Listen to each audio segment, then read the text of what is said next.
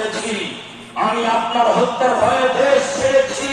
আমার প্রতিপালক আমার প্রতি দয়া করেছেন, আমাকে জ্ঞানে গুণে পূর্ণ করেছেন, আমাকে নবী করেছেন।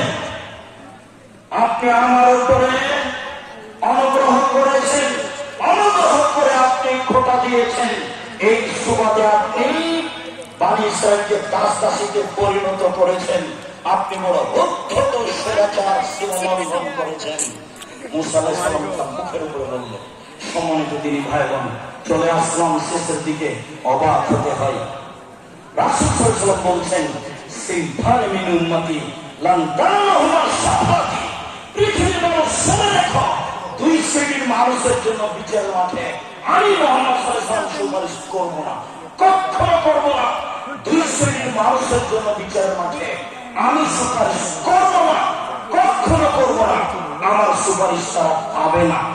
এক, এমামুন জামামুন কাসম, স্বৈরাচারী, স্বেচ্ছাচারী, স্বৈরাচার, স্বেচ্ছাচার পৃথিবীতে নেতা যারা, ওদের জন্য আমি সুপারিশ করব না।